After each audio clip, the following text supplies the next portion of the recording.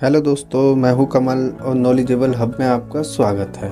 तो दोस्तों, मैं उम्मीद करता हूँ आपने इस टॉपिक का पहला पार्ट देख लिया होगा, और अगर आपने इस टॉपिक का पहला पार्ट नहीं देखा तो मैं उस वीडियो का लिंक डिस्क्रिप्शन में दे दूँगा। आप पहले उस वीडियो को जाकर देखें और फिर बाद में इस वीडियो को देखें। अब शुरू करते हैं इस वीडियो के दूसरे पार्ट को। जरनैल सिंह भिंडरावाला सन 1977 में दमदमी टकसाल का प्रमुख बन गया और वह निरंकारी सिख की विचारधारा को नहीं मांगता था। पंजाबी धर्म के अनुसार उनके केवल 10 ही गुरु होंगे और 10वें गुरु के बाद में कोई भी उनका गुरु नहीं बन सकता। लेकिन निरंकारी सिख के अनुसार हर कोई जीवित व्यक्ति गुरु बन सकता है अगर वो गुरु साहिब ग्रंथ की सारी बातों का ज्ञान प्राप्त कर ले। लेकिन जरनैल सिंह भिंडरावाला उनकी इस विचारधारा को नहीं मानते थे और वह निरंकारी सिख के प्रमुख विरोधी थे। अब बात करते हैं भिंडरावाला के राजनीतिक उदय के बारे में। भिंडरावाला का राजनीतिक उदय सन 1977 के आसपास हुआ था।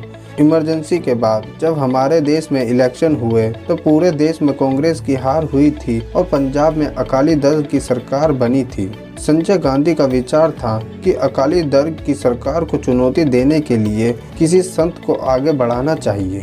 और आप यह बात तो जानते ही होंगे कि संजय गांधी असंवैधानिक तौर तरीकों में बहुत ज़्यादा रुचि रखते थे। ज्ञानी जेल सिंह और पंजाब के पूर्व मुख्यमंत्री दरबारा सिंह ने दो संभावित व्यक्तियों का चुनाव किया और उन्हें संजय गांधी से मिलवाया। पहला व्यक्ति संजय गांधी को कुछ खास नहीं जमा, लेकिन भिंडरावाला के अकड़पन और तीखे तेवर ने उनके मन को मोह लिया। संजय गांधी को लगा कि अकाली दल को टक्कर देने के लिए भिंडरावाला सही व्यक्ति है और कांग्रेस द्वारा पंजाब की अकाली सरकार गिराने के लिए संजय गांधी ने समय समय पर भिंडरावाला को पैसे दिए और साथ ही यह भी कहा कि वह पंजाब में अशांति की स्थिति बनाए रखें। अब बात है सन 1978 की।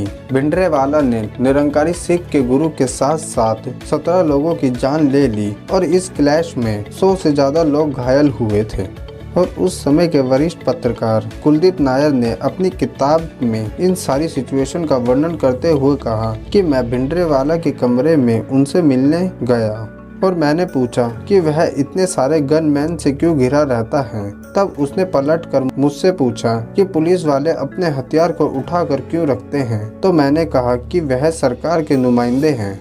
तो उस समय पर भिंडरावाला ने तुरंत पलटकर जवाब दिया, तो वो जरा मुझसे टक्कर लेके देखें, फिर देखते हैं कि यहाँ पंजाब में किसकी सरकार चलती है।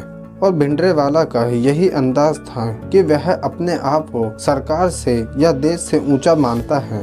और आगे नायर अपनी पुस्तक में लिखते हैं कि जब वह भिंडरावाला के साथ कमरे में बैठे थे तो वहीं पर एक केंद्रीय मंत्री आए थे जिनका नाम है स्वर्ण सिंह, और उन्होंने इसी सिचुएशन को अपनी किताब के अंदर लिखते हुए कहा कि उस समय उस कमरे के अंदर केवल एक ही कुर्सी थी और उस कुर्सी पर मैं बैठा था, और जैसे ही मैं अपनी कुर्सी केंद्रीय मंत्री स्वर्ण सिंह को देने के लिए उठा, उससे पहले ही वह मंत्री भिंडरावाला के सामने जमीन पर बैठ गए। और बैठने के बाद उन्होंने कहा कि मेरे अनुसार तो एक संत के सामने जमीन पर बैठना ही सही होता है, ना कि उनके बराबर कुर्सी पर बैठना।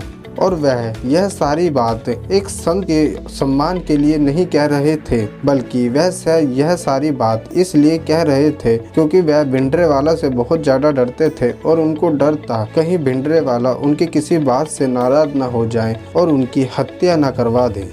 और अब बात है 1980 की। जब 1980 में दोबारा से चुनाव हुए तो भिंडरावाला ने कहा कि पंजाब में रहने वाले लोग केवल उन्हीं लोगों को वोट दें जो पंजाबी बोलना जानते हैं। वह किसी भी ऐसे लोग को वोट न दें जो हिंदी बोलते हो या कोई अन्य भाषा बोलते हो।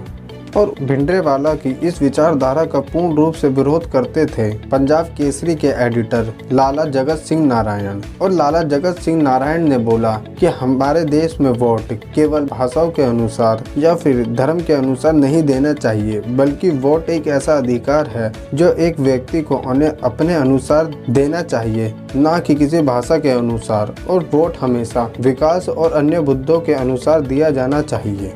और इस बात से ही नाराज होकर भिंडरावाला ने जगत सिंह नारायण का हत्या कर दी और बाद में उन्हें कुछ समय के लिए जेल में डाल दिया गया। लेकिन आपको यह जानकर आश्चर्य होगा, और भिंडरावाला के कुछ दिन जेल में रहने के बाद ही कांग्रेस ने एक ऐसा चक्रव्यूह रचा जिसके अनुसार उनको बाहर निकालने का प्लान बनाया गया। जब इलेक्शन के बाद कांग्रेस की सरकार फिर से देश में बनी तो 24 अक्टूबर सन 1981 को एक आश्चर्यजनक घटना घटी। उस समय देश के गृह मंत्री ज्ञानी जेल सिंह ने संसद में भिंडरावाला को रिहा करने की घोषणा कर दी और उन्होंने कहा कि इस बात को कोई सबूत नहीं है कि लाला जगत सिंह नारायण की हत्या भिंडरावाला के हाथ हुई थी।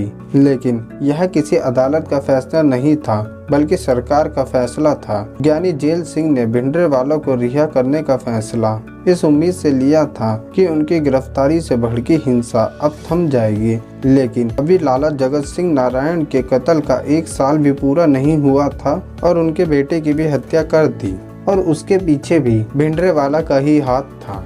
और अब एक ऐसा समय आ गया था कि पंजाब के साथ साथ पूरे देश में भिंडरावाला का नाम का खौफ बन गया और कोई भी उसके बारे में बात करना नहीं चाहता था और भिंडरावाला भी अपने आप को सरकार से ऊपर समझने लगा। और भिंडरावाला इंदिरा गांधी को कभी तो बीबी इंदिरा तो कभी इंदिरा बहन या फिर पंडितानी या फिर पंडित दी कुड़ी कहता था और वह उस समय के तत्कालीन गृह मंत्री ज्ञानी जेल सिंह को चापलूसी का चमचा कहकर अपमानित करता था। भिंडरावाला ने न केवल नफरत का संदेश अपने लोगों में दिया बल्कि उन्होंने हिंसा का पाठ भी अपने लोगों को अच्छे से पढ़ाया। और समय के साथ भिंडरावाला की ताकत बढ़ती चली गई और वह एक बहुत बड़ा नेता बनकर उभरा और साथ ही वह पंजाब को आज़ाद कराने की मांग करने लगा। और इस समय पर कांग्रेस को भी समझ में आ गया था कि वह जिस नाग को अपनी छत्रछाया में दूध पिला रहे थे आज वो फन उठाकर उसी कांग्रेस पार्टी को और साथ ही तत्कालीन प्रधानमंत्री इंदिरा गांधी को डसने के लिए तैयार खड़ा था। और आप भिंडरावाला का आतंक इस बात से भी समझ सकते हो कि सन 1983 में भिंडरावाला ने DIG AS अटवाल का कत्ल गोल्डन टेम्पल के सीढ़ियों पर कर दिया और पंजाब की पुलिस उस समय पर भिंडरावाला से इतनी ज़्यादा डरती थी कि वह 2 घंटे तक DIG अटवाल का शव उठाने भी नहीं आए थे। और फिर आया अक्टूबर 1983। अक्टूबर 1983 में भिंडरावाला ने 6 हिंदू पैसेंजरों को मार दिया और इसके साथ ही पंजाब में वहां की सरकार को बर्खास्त करके राष्ट्रपति शासन को लगा दिया गया और यहीं से ऑपरेशन ब्लू स्टार की नींव रखी गई। अब समझते हैं ऑपरेशन ब्लू स्टार क्या है। ऑपरेशन ब्लू स्टार के तहत संत जरनैल सिंह भिंडरावाला का एनकाउंटर किया गया था। अब समझते हैं संत जरनैल सिंह भिंडरावाला का एनकाउंटर कहां और कैसे किया गया था। तो दोस्तों आपने गोल्डन टेम्पल तो देखा ही होगा। जहां पर गोल्डन टेम्पल है उसके अपोजिट में एक इमारत बनाई गई है और इस इमारत को कहते हैं अकाल तख्त। अकाल तख्त पर वही व्यक्ति बैठ सकता है जो सिख समुदाय का प्रमुख गुरु है। कोई भी व्यक्ति अकाल तख्त पर नहीं बैठ सकता जब तक कि वह सिख समुदाय का प्रमुख गुरु नहीं बन जाता। लेकिन जरनैल सिंह भिंडरावाला ने अकाल तख्त पर कब्जा कर दिया और वहां पर उसने कब्जा करने के बाद हजारों लोगों को अपने साथ रख लिया और साथ ही इतने सारे हथियार जमा कर लिए कि अगर कोई पुलिस वाला या सरकार किसी मिलिट्री ऑपरेशन की तैयारी करे तो उनको मुंह तोड़ जवाब दिया जा सके। और जब 1973 में हमारे देश के अंदर एशियन गेम होने वाले थे तो भिंडरावाला का प्लान था कि वह इन एशियन गेम के अंदर कोई ऐसी आतंकी हमला करे जिससे हमारे देश का पूरे दुनिया में अपमान हो और हमारे देश को एक आतंकी देश के रूप में देखा जा सके। और इसी सब को देखते हुए दिल्ली में हो रहे एशियन गेम की कड़ी सुरक्षा की गई और पंजाब की ओर से आने वाले हर व्यक्ति की जांच की गई ताकि भिंडरावाला की इस साजिश को नाकाम किया जा सके। और तभी उस समय पर एक ऐसी घटना घट गई जिसने भिंडरावाला को और ज़्यादा ताकतवर बना दिया। जब मेजर जनरल शहबाज सिंह दिल्ली की तरफ आ रहे थे, वहां पर जनरल शहबाज सिंह की भी तलाशी ली गई। उस जनरल शहबाज सिंह इस बात से इतने ज़्यादा नाराज हो गए कि वह बाद में भिंडरावाला के साथ मिल गए और उन्होंने भिंडरावाला के साथ मिलकर गोल्डन टेम्पल के अकाल तख्त में रह रहे मिलिटेंटों को इस तरीके से ट्रेनिंग दी कि वह सरकार द्वारा किए गए किसी भी ऑपरेशन का पूर्ण रूप से जवाब दे सके। और अब बात करते हैं ऑपरेशन ब्लू स्टार की। ऑपरेशन ब्लू स्टार 3 जून से 6 जून 1984 तक चला। इस ऑपरेशन के तहत भिंडरावाला और उसके साथियों को एग्जीक्यूट करना था और सरकार ने जब ऑपरेशन ब्लू स्टार शुरू किया तो इस ऑपरेशन की पूरी जिम्मेदारी दी गई मेजर जनरल कुलदीप सिंह बरार के हाथों में। कुलदीप सिंह बरार ने सबसे पहले यह निर्णय लिया कि गोल्डन टेम्पल की प्रमुख बिल्डिंग पर कोई भी हमला नहीं किया जाएगा, चाहे कुछ भी हो। और साथ ही वह इस तरीके से प्लानिंग करके चले कि वह अकाल तख्त से भिंडरावाला को तो निकाल लेंगे, लेकिन वह उस बिल्डिंग को कोई नुकसान नहीं पहुंचाएंगे।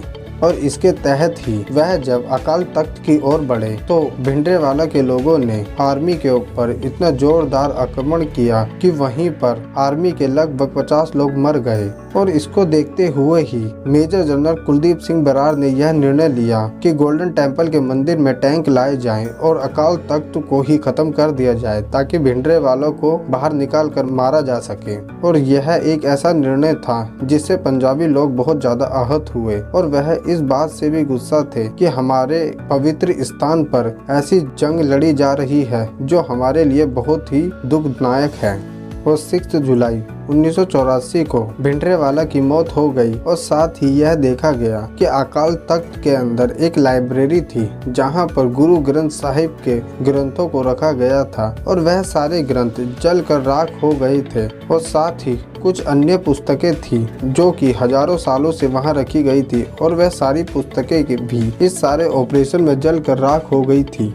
और इस ऑपरेशन में सरकार के अनुसार 83 जवानों की मौत हुई और भिंडरावाला के साथ साथ 500 मिलिटेंटों की मौत भी हो गई थी। और इसके साथ ही शुरू होता है ऑपरेशन ब्लू स्टार का फॉल आउट। 31 अक्टूबर सन 1984 को तत्कालीन प्रधानमंत्री इंदिरा गांधी को असैसिनेट किया गया उनके सिख बॉडीगार्ड के द्वारा।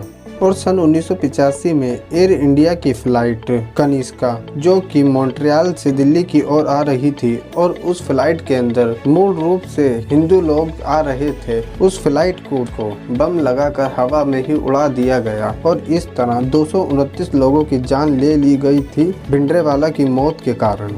और इसके बाद शुरू होता है operation black thunder. Operation black thunder 1 1986 में शुरू हुआ और ऑपरेशन ब्लैक थंडर 2 1988 में शुरू हुआ। और इस ऑपरेशन के तहत उन सारे लोगों को खत्म करना था और साथ ही स्वतंत्र पंजाब की मांग को भी खत्म करना था।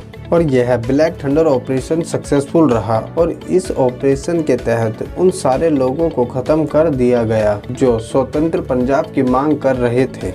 और ईयर 1984 से 1992 तक ऑपरेशन वुड रॉस चलाया गया जिसके तहत बाकी बचे हुए आतंकवादियों को खत्म किया गया जो कि सिख समुदाय के लोगों को भड़का रहे थे एक अलग देश की मांग के लिए। और इसी तरह खालिस्तान की मांग को उस समय पर खत्म कर दिया गया।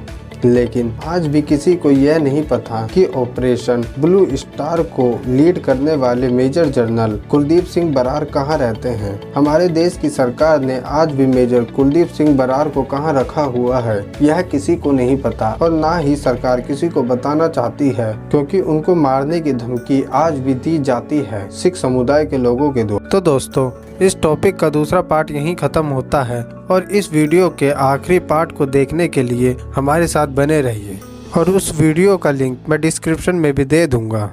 तो दोस्तों, आज का टॉपिक यहीं पर ख़त्म करते हैं और इन सारी बातों पर अपना ओपिनियन जरूर दें। आपके लिए कमेंट के दरवाजे हमेशा खुले हैं। और अगर आपको यह वीडियो अच्छी लगी हो तो वीडियो को लाइक और शेयर करें। और अगर आप इस चैनल पर नए हैं तो चैनल को सब्सक्राइब करें और देखते रहिए नॉलेजेबल